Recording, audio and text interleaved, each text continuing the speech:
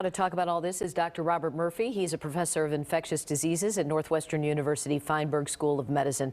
Thanks for being with us. Good morning.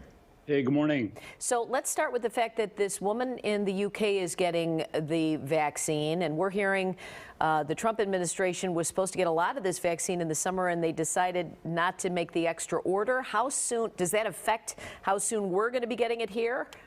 Yes. They already purchased 100 million doses. Okay, that's 50 million people because there's 2 doses per person. They've purchased from a variety of companies. So altogether, they have purchased enough for the whole United States.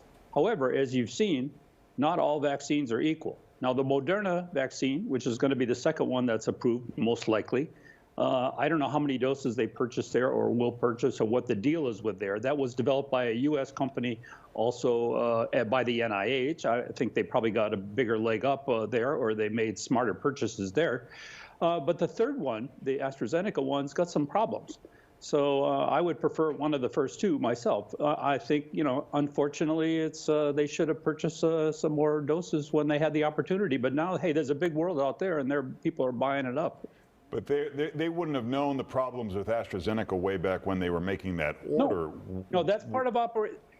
I don't begrudge them that. Yeah. They don't. They had to do that. You have to take high-risk decisions months ago. It's totally the appropriate thing to do. They knew that a lot of these vaccines would not be as good as some or the other, or would never get to the market. But that's Operation Warp Speed. That's a good thing. Mm-hmm. But, at the end of the day, it doesn't work as good. Also, an interesting story in the New York Times about the vaccine might be less effective in areas where COVID is already raging. They call it the fire hose effect. Explain that. Yeah, this is a little bit complicated. All right, let's just say this. I'm simplifying things, okay? Say the vaccine's 100% effective, and it gets out there, and nobody takes it. It doesn't work, even though it's 100% effective. That's the very simple explanation for this. Specifically about this fire hose effect.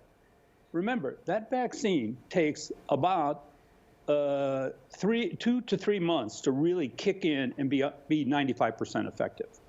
So if you're having a raging epidemic and you give the vaccine, that person's not going to be protected until a month after the second dose. So they can get sick in the interim. So if the epidemic is raging, the vaccine may not have time to actually work. Boy, for the people who are not fans of the vaccine, is that an excuse for them to say, well, why should I get it then? Well, it's better than not getting it. You're talking about reducing the effect if it's coming out in an epidemic period. It's not like it's not effective. Right. But I mean, you're going to have to be careful until you have developed all that immunity. Plus, 5% of people, it's not going to work. So that's the other thing. We have got to continue with the mitigation. This will have to continue until we vaccinated most of the United States or the world. Let's get to viewer questions. My parents both died with COVID in May. Dad had the blood clotting condition. Does this put my siblings and myself at a higher risk of complications if we get COVID? There could be some truth to this. There may be some blood clotting disorder in this person, but it could be completely unrelated and related to the disease itself. So, I mean, I don't think it's really, it's not fair to say that that's going to put everyone in the family at risk. Look at the rest of your family history. Has there been a history of blood clots except for COVID? I would assume no, or they probably would have mentioned it. If that's the case, I really wouldn't worry about it. All right, here's another question. Why is the death rate climbing when we have medications to battle this virus now? This is a very astute question. The reason is the treatments are not very good. It's as simple as that.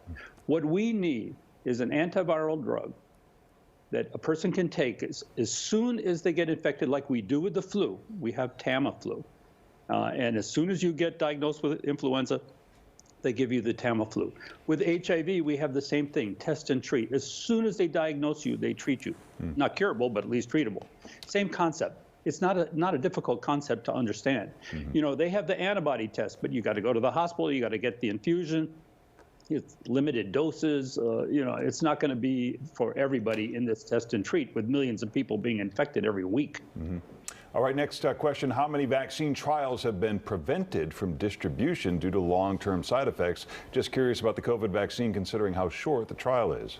Okay. This whole thing has been short-circuited because of the pandemic, and it's always a risk versus benefit relationship. If we don't do it, there's a lot of risk and a lot of death. So we've got to put up with it. As far as vaccines, the long-term complication, the only one I know is the H1N1, the swine flu epidemic years ago, where a long-term complication called Guillain-Barré syndrome was more common in the vaccinated group. I'm going to have to do a little research on this to look up. Maybe there's historically some that didn't, or maybe some viewer knows and can help us. But I'll look that up, and we can look at that, address that again tomorrow. All right, Dr. Murphy, thanks for being with us again. If you have a question for the doctor, you can post it on our Morning News Facebook page. We will talk to him again tomorrow. Have a good day. Thanks, Doctor. Great. Have a great day. Hey, Paul. Morning, guys. Looking at cloudy skies across